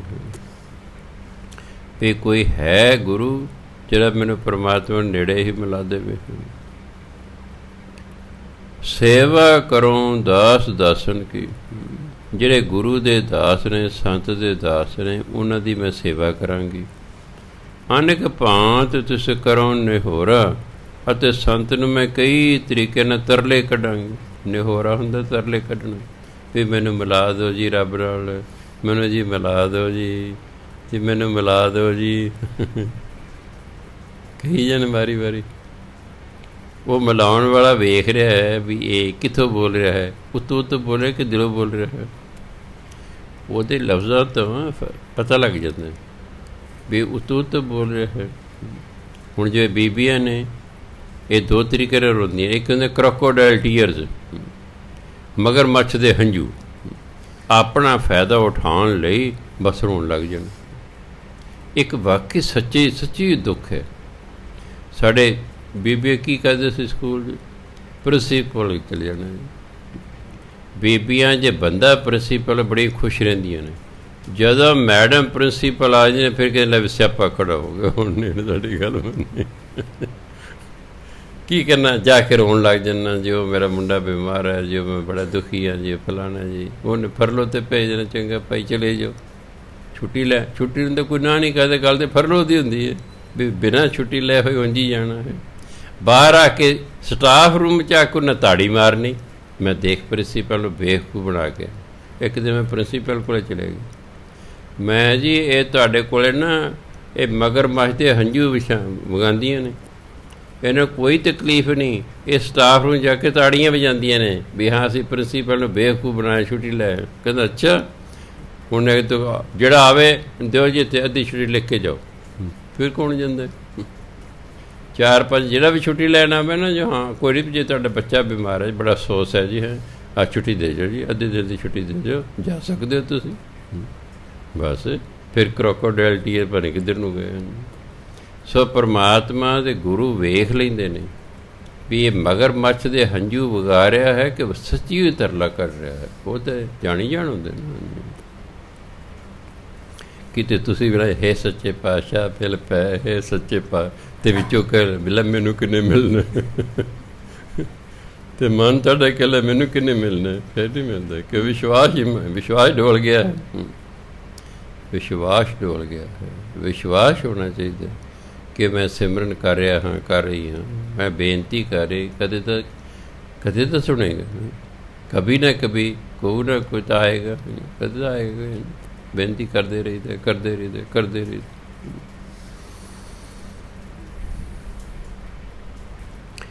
ਅਨੇਕ ਭਾਂਤ ਤਿਸ ਕਰੋ ਨਿਹੋਰਾ, ਮੈਂ ਉਹਦੇ ਅੱਗੇ ਕਈ ਤਰੀਕੇ ਨਾਲ ਤਰਲਾ ਕਰਾਂਗੇ, ਤਰਲੇ ਮਿੰਨਤ ਕਰਾਂਗੇ। ਤੁਲਾ ਤਕੜੀ ਨੂੰ ਕਹਿੰਦੇ, ਤੁਲਾ ਧਾਰ ਤੋਲੇ ਸੁਖ ਸਗਲੇ। ਕਹਿੰਦੇ ਵੀ ਇੱਕ ਪਾਸੇ ਤਕੜੀ ਦੇ ਪਲੜੇ 'ਤੇ ਸਾਰੇ ਸੰਸਾਰ ਦੇ ਸੁੱਖ ਰੱਖ ਲਏ। ਬਿਨ ਹਰ ਦਰਸ ਸਭੋ ਹੀ ਥੋਰਾ, ਅਤੇ ਦੂਜੇ ਪਾਸੇ ਪਰਮਾਤਮਾ ਦੇ ਦਰਸ਼ਨਾਂ ਦਾ ਫਲ ਰੱਖ ਲਿਆ ਹੈ। ਤਾਂ ਕੀ ਦੇਖਿਆ ਕਿ ਦਰਸ਼ਨਾਂ ਦੇ ਫਲ ਦੇ ਬਰਾਬਰ ਜਿਹੜਾ ਹੈ ਇਹ ਸਾਰੇ ਸੁੱਖ ਕੁਝ ਵੀ ਨਹੀਂ ਹੈਗੇ, ਹੌਲੇ ਨੇ, ਥੋੜ੍ਹੇ ਨੇ, ਹੌਲੇ ਨੇ। ਪਰਮਾਤਮਾ ਦੇ ਦਰਸ਼ਨ ਕਰਕੇ ਜੋ ਸੁੱਖ ਮਿਲਦਾ ਹੈ, ਸੰਸਾਰ ਦਾ ਕੋਈ ਵੀ ਸੁੱਖ ਉਸ ਦਾ ਮੁਕਾਬਲਾ ਨਹੀਂ ਕਰ ਸਕਦਾ। ਤਾਂ ਕਹਿੰਦੇ ਬਿਨ ਹਰ ਦਰਸ ਸਭੋ ਹੀ ਥੋਰਾ, ਹਰੀ ਦੇ ਦਰਸ਼ਨ ਤੋਂ ਬਿਨਾਂ ਉਹ ਸਾਰੇ ਹੀ ਥੋੜ੍ਹੇ ਹਨ, ਭਾਵ ਨਿਗੂਣੇ ਹਨ, ਉਹਦੇ ਬਰਾਬਰ ਹੈ ਹੀ ਨਹੀਂ ਹੈ। ਇੱਕ ਪਾਸੇ ਪਰਮਾਤਮਾ ਦੇ ਦਰਸ਼ਨ ਰੱਖ ਲਿਆ, ਦੂਜੇ ਪਾਸੇ ਸੰਸਾਰ ਦੇ ਫਲ ਰੱਖ ਲੈਣੇ, ਸੁੱਖ ਰੱਖ ਲੈਣੇ। ਕਹਿੰਦੇ ਸੁੱਖ ਵਾਲਾ ਛਾਬੜਾ ਉੱਚਾ ਰਹਿ ਜਾਂਦਾ ਹੈ, ਦਰਸ਼ਨਾਂ ਵਾਲਾ ਛਾਬਾ ਨੀਵਾਂ ਹੋ ਜਾਂਦਾ ਹੈ। ਤੁਲਾ ਧਾਰ ਤੋਲੇ ਸੁਖ ਸਗਲੇ, ਬਿਨ ਹਰ ਦਰਸ ਸਭੋ ਹੀ ਥੋਰਾ। ਤੁਲਾ ਧਾਰ ਤੋਲੇ ਸੁਖ ਸਗਲੇ, ਤੁਲਾ ਧਾਰ ਤੋਲੇ ਸੁਖ ਸਗਲੇ, ਤੁਲਾ ਧਾਰ ਤੋਲੇ ਸੁਖ ਸਗਲੇ, ਤੋਲੇ ਸੁਖ ਸਗਲੇ। ਬਿਨ ਹਰ ਦਰਸ ਸਭੋ ਹੀ ਥੋਰਾ, ਬਿਨ ਹਰ ਦਰਸ ਸਭੋ ਹੀ ਥੋਰਾ। ਸਭੋ ਹੀ ਥੋਰਾ, ਹਰ ਦਰਸ ਸਭੋ ਹੀ ਥੋਰਾ। ਸੰਤ ਪ੍ਰਸਾਦ ਗਾਏ ਗੁਣ ਸਾਗਰ, ਜਨਮ ਜਨਮ ਕੋ ਜਾਤ ਬਹੋਰਾ। ਬਹੋਰਾ ਦਾ ਵਾਪਸ ਮੋੜ ਲਿਆਉਣਾ। ਗੁਰੂ ਦੀ ਕਿਰਪਾ ਨਾਲ ਜਦੋਂ ਗੁਣਾਂ ਦੇ ਸਾਗਰ ਪਰਮਾਤਮਾ ਦੇ ਕਹਿੰਦੇ ਗੁਣ ਗਾਏ, ਫਿਰ ਕੀ ਹੋਇਆ? ਜਨਮਾਂ ਜਨਮਾਂਤਰਾਂ ਤੋਂ ਜਿਹੜਾ ਮੈਂ ਜੂਨੀਆਂ ਦੇ ਵਿੱਚ ਭਟਕ ਰਿਹਾ ਸੀ, ਪਰਮਾਤਮਾ ਮੈਨੂੰ ਉਹ ਜੂਨੀਆਂ 'ਚੋਂ ਬਾਹਰ ਕੱਢ ਲਿਆ, ਵਾਪਸ ਲਾਇਆ। ਪਾਪ ਮੇਰਾ ਜੰਮਣ ਮਰਨ ਦਾ ਚੱਕਰ ਹੀ ਪਰਮਾਤਮਾ ਨੇ ਖਤਮ ਕਰਤਾ। ਸੋ ਜਦ ਅਸੀਂ ਵਾਹਿਗੁਰੂ ਵਾਹਿਗੁਰੂ ਵਾਹਿਗੁਰੂ ਕਰੀ ਜਾਂਦੇ ਹਾਂ, ਬਾਣੀ ਪੜ੍ਹਦੇ ਹਾਂ, ਤਾਂ ਫਿਰ ਪਰਮਾਤਮਾ ਸਾਡਾ ਜੰਮਣ ਮਰਨ ਦਾ ਚੱਕਰ ਹੀ ਖਤਮ ਕਰ ਦਿੰਦਾ। ਅਤੇ ਫਿਰ ਜਦੋਂ ਜੰਮਣ ਮਰਨ ਦਾ ਚੱਕਰ ਹੀ ਖਤਮ ਹੋ ਗਿਆ, ਕਹਿੰਦੇ ਆਨੰਦ ਸੁਖ ਭੇਟ ਹਰ ਨਾਨਕ। ਪਰਮਾਤਮਾ ਨੂੰ ਮਿਲ ਕੇ ਆਨੰਦ ਹੀ ਆਨੰਦ ਹੈ, ਸੁਖ ਹੀ ਸੁਖ ਹਨ। ਜਨਮ ਕਿਰਤਾਰਥ ਸਫਲ ਸਵੇਰਾ। ਕਿਰਤਾਰਥ ਸਫਲਾ ਹੋ ਜਾਣਾ, ਇਹ ਜੀਵਨ ਸਫਲਾ ਹੋ ਜਾਂਦਾ ਹੈ। ਸਵੇਰਾ ਇਹ ਸਮਾਂ ਸਫਲ ਹੋ ਜਾਂਦਾ। ਮਨੁੱਖਾ ਜੀਵਨ ਜਿਹੜਾ ਸਮਾਂ ਸਾਨੂੰ ਮਿਲਿਆ ਇਹ ਵੀ ਸਫਲ ਹੈ ਅਤੇ ਮਨੁੱਖਾ ਜੀਵਨ ਵੀ ਸਫਲ ਹੋ ਜਾਂਦਾ। ਰਾਗ ਗੌੜੀ ਪੂਰਬੀ ਘਰ ਪਹਿਲਾ, ਇਹ ਕਿਆ ਪਾਇਆ ਨਾ, ਮਹਿਲਾ ਪੰਜਵਾਂ। ਇਹ ਪੂਰਬੀ ਇੱਕ ਨਹੀਂ ਪੜ੍ਹਦੇ ਨਾ, ਇਹ ਘਰ ਲਈ ਵਰਤਿਆ ਗਿਆ। ਰਾਗ ਗੌੜੀ ਪੂਰਬੀ ਘਰ ਪਹਿਲਾ ਮਹੱਲਾ ਪੰਜਵਾਂ। ਇੱਕ ਓੰਕਾਰ ਸਤਿਗੁਰ ਪ੍ਰਸਾਦ। ਕਿਨ ਬਿਦ ਮਿਲੇ ਗੁਸਾਈ ਮੇਰੇ ਰਾਮ ਰਾਏ। ਹੈ ਮੇਰੇ ਪਰਮਾਤਮਾ, ਹੈ ਮੇਰੇ ਗੁਸਾਈ, ਵੀ ਰੱਬ ਕਿਵੇਂ ਮਿਲ ਸਕਦਾ ਹੈ? ਵਿਧ ਵਿਧੀ ਤਰੀਕਾ, ਕਿਸ ਤਰੀਕੇ ਨਾਲ ਪਰਮਾਤਮਾ ਮਿਲ ਸਕਦਾ ਹੈ? ਹੁਣ ਵਿੱਚ ਹਿੰਟ ਵੀ ਦੇ ਗਏ ਨੇ। ਕੋਈ ਐਸਾ ਸੰਤ ਸਹਿਜ ਸੁਖਦਾਤਾ ਮੋਹਿ ਮਾਰਗ ਦੇ ਬਤਾਈ। ਕੋਈ ਇਹੋ ਜਿਹਾ ਸੰਤ ਮੈਨੂੰ ਮਿਲ ਜਾਏ ਜੋ ਸੁੱਖਾਂ ਦਾ ਦਾਤਾ ਹੈ, ਜੋ ਸਹਿਜ ਅਵਸਥਾ 'ਚ ਰਹਿਣ ਵਾਲਾ ਹੈ, ਉਹੀ ਮੈਨੂੰ ਰਾਹ ਦੱਸ ਸਕਦਾ ਹੈ। ਮੋਹਿ ਮਾਰਗ ਦੇ ਬਤਾਈ, ਉਹ ਮੈਨੂੰ ਰਾਹ ਦੱਸ ਸਕਦਾ ਹੈ, ਉਹ ਮੈਨੂੰ ਢੰਗ ਤਰੀਕਾ ਦੱਸ ਸਕਦਾ ਹੈ ਕਿ ਤੈਨੂੰ ਪਰਮਾਤਮਾ ਕਿਵੇਂ ਮਿਲ ਸਕਦਾ ਹੈ। ਕਿਉਂਕਿ ਪਰਮਾਤਮਾ ਨੂੰ ਮਿਲਣ ਦਾ ਢੰਗ ਅਸਲ 'ਚ ਉਹੀ ਦੱਸ ਸਕਦੇ ਜਿਹਨੂੰ ਪਰਮਾਤਮਾ ਮਿਲਿਆ ਹੋਇਆ। ਹੁਣ ਗੁਰੂਆਂ ਨੂੰ ਪਰਮਾਤਮਾ ਮਿਲਿਆ ਸੀ, ਇਸ ਲਈ ਗੁਰੂਆਂ ਨੇ ਸਾਨੂੰ ਢੰਗ ਦੱਸਿਆ, ਭਾਈ ਸਿਮਰਨ ਕਰੋ। ਸਿਮਰਨ ਕਰ ਕਰਕੇ ਹੀ ਤੁਹਾਨੂੰ ਪਰਮਾਤਮਾ ਮਿਲਣਾ। ਸਿਰਫ ਇੰਨਾ ਕਿ ਕਈਆਂ ਦੀ ਮਗਰਲੇ ਜਨਮ ਦੀ ਕਮਾਈ ਜ਼ਿਆਦਾ ਹੁੰਦੀ ਹੈ, ਉਹਨਾਂ ਦੀ ਇਸੇ ਜਨਮ 'ਚ ਗੱਲ ਬਣ ਜਾਂਦੀ ਹੈ। ਕਈ ਵਾਰੀ ਕਮਾਈ ਘੱਟ ਹੁੰਦੀ ਹੈ, ਅਗਲਾ ਜਨਮ ਵੀ ਲੱਗ ਸਕਦਾ ਹੈ, ਉਦੋਂ ਅਗਲਾ ਵੀ ਲੱਗ ਸਕਦਾ ਹੈ। ਰਹਾਓ ਅੰਤਰ ਅਲਖ ਨਾ ਜਾਈ ਲਖਿਆ, ਵਿੱਚ ਪੜਦਾ ਹਉਮੈ ਪਾਈ। ਅਲਖ ਜੋ ਦਿਖਾਈ ਨਾ ਦੇਵੇ, ਇਹਨੂੰ ਅਲਖ ਨਹੀਂ ਪੜ੍ਹ ਦੇਣਾ। ਅੰਤਰ ਅਲਖ ਨਹੀਂ ਪੜ੍ਹਨਾ, ਲੱਖ ਲੱਖ ਵੀ ਨਹੀਂ ਪੜ੍ਹਨਾ। ਅਲਖ ਲੱਲੇ ਤੇ ਉਹਦੇ ਕਿ ਲੱਖ ਨਹੀਂ ਬੋਲਣਾ। ਲੱਖ ਹੁੰਦਾ ਦੇਖਣਾ ਸਮਝਣਾ। ਅਲਖ ਜਿਹਨੂੰ ਨਾ ਦੇਖਿਆ ਜਾ ਸਕੇ, ਕਿਉਂਕਿ ਪਰਮਾਤਮਾ ਨੂੰ ਇਹਨਾਂ ਅੱਖਾਂ ਨਾਲ ਨਹੀਂ ਵੇਖਿਆ ਜਾ ਸਕਦਾ।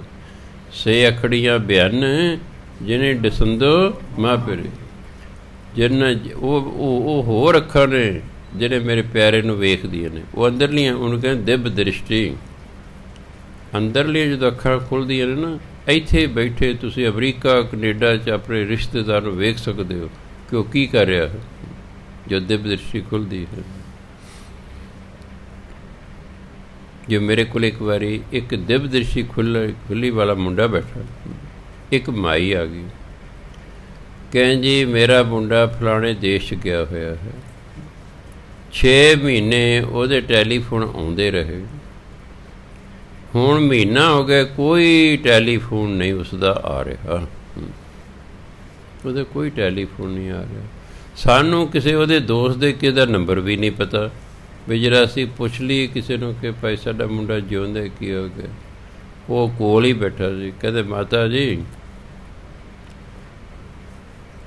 ਜ਼ਿਆਦਾ ਦੁਖੀ ਨਾ ਹੋਏ। ਉਹ ਸੱਚ ਇਹ ਹੈ ਕਿ ਮੁੰਡਿਆਂ ਨੇ ਚੁੱਕ ਕੇ ਉਹਦੇ ਸਾਥੀ ਨੇ ਚੁੱਕ ਕੇ ਸਮੁੰਦਰ ਸੁੱਟਤਾ, ਉਹਨੂੰ ਡੋਬਤਾ, ਮਾਰਤਾ।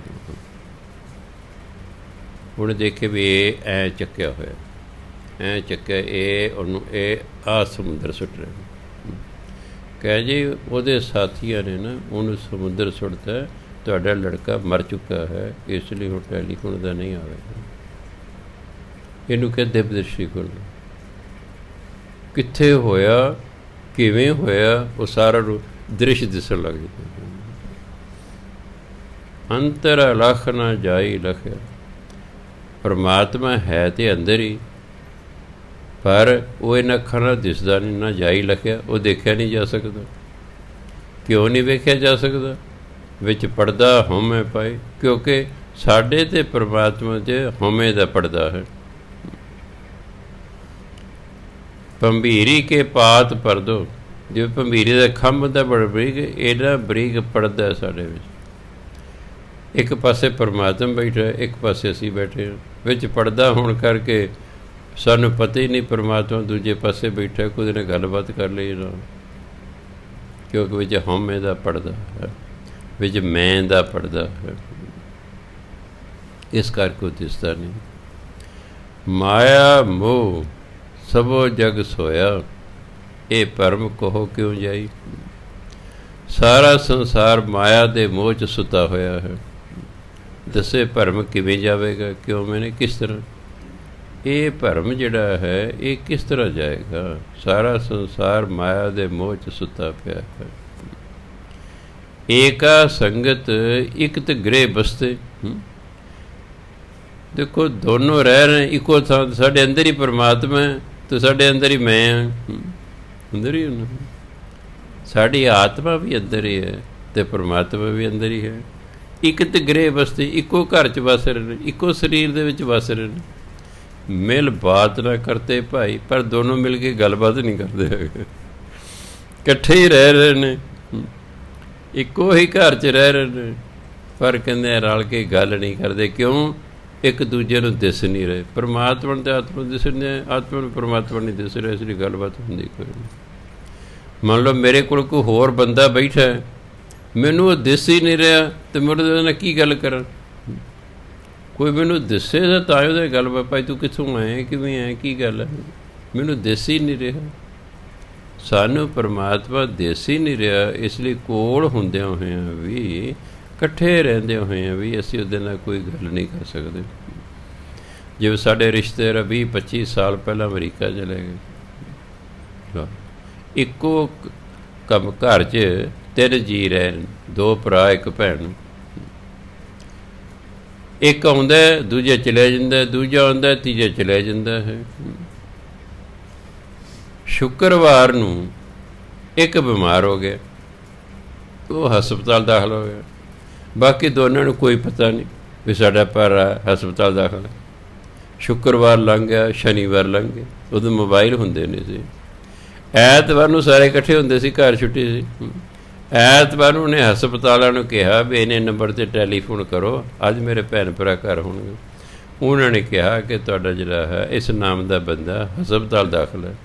ਕਹਿ ਸਾਨੂੰ ਤੀਜੇ ਦਿਨ ਪਤਾ ਲੱਗਾ, ਇੱਕੋ ਘਰ 'ਚ ਰਹਿੰਦੇ ਹੋਏ, ਇੱਕੋ ਘਰ 'ਚ ਰਹਿ ਰਹੇ ਨੇ, ਅਤੇ 3 ਦਿਨਾਂ ਬਾਅਦ ਪਤਾ ਲੱਗਾ ਵੀ ਸਾਡਾ ਇੱਕ ਸਾਥੀ ਬਿਮਾਰ ਪਿਆ ਹਸਪਤਾਲ। ਜਿੱਥੇ ਤੁਸੀਂ ਤੁਰੇ ਜਾਂਦੇ ਨਾ ਰੋਜ਼, ਉੱਥੋਂ ਦੱਸ ਰਿਹਾ, ਜਿੱਥੇ ਤੁਸੀਂ ਰੋਜ਼ ਤੁਰੇ ਜਾਂਦੇ ਨਾ ਉੱਥੇ ਜਾਣਾ, ਉੱਥੇ ਜਾਣਾ। ਉਹ 16 ਘੰਟੇ ਕੰਮ ਕਰਕੇ ਉਹ ਥੱਕਿਆ ਟੁੱਟਿਆ ਬੰਦਾ ਹੁੰਦਾ, ਰਾਜ ਬਰੈਡ ਬਰੂਡ ਖਾ ਕੇ ਆ ਕੇ ਲੇਟ ਜਾਂਦਾ, ਉਹਨੂੰ ਪਤਾ ਹੀ ਦੂਜਾ ਜਾਗਦਾ ਸੁੱਤਾ, ਉਹ ਸੌਂ ਗਿਆ, ਦੂਜਾ ਚਲਿਆ ਗਿਆ, ਬਸ ਐਂ ਚੱਲੀ ਜਾਂਦਾ। ਕਈ 10 ਕੁ ਸਾਲਾਂ ਤੋਂ ਬਾਅਦ ਫਿਰ ਥੋੜ੍ਹੀ ਜਿਹੀ ਮੱਤ ਆਉਂਦੀ ਹੈ, ਫਿਰ ਥੋੜ੍ਹਾ ਪੱਕਾ ਹੋ ਜਾਂਦਾ ਹੈ, ਕੋਈ ਕੋਲ ਪੈਸਾ ਹੁੰਦਾ ਹੈ, ਫਿਰ ਆਪਣਾ ਘਰ ਖਰੀਦਣ ਦੀ ਕੋਸ਼ਿਸ਼ ਕਰਦਾ ਹੈ।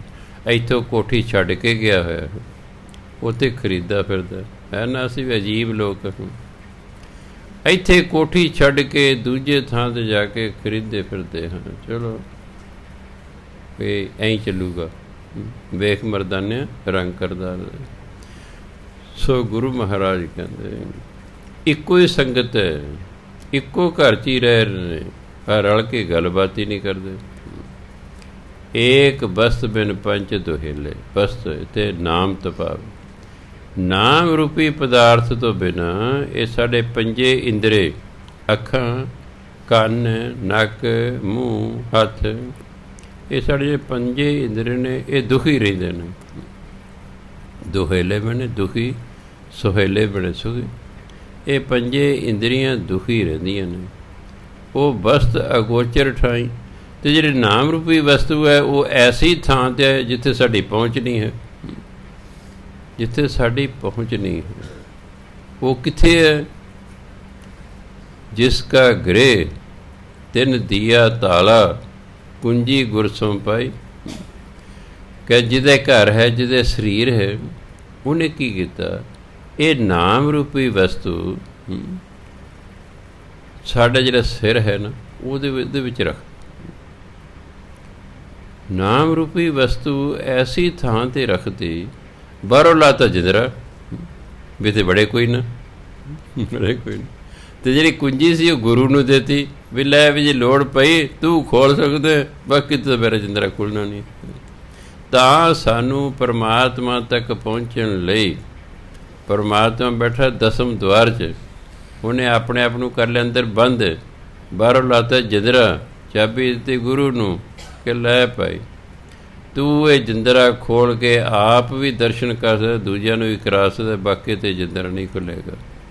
कि जिसका गृह इनू ग्रह नहीं पढ़ना, ये 99.99% पाठी इनू ग्रह बोलते हैं, क्योंकि सानू पढ़ना ही नहीं आता।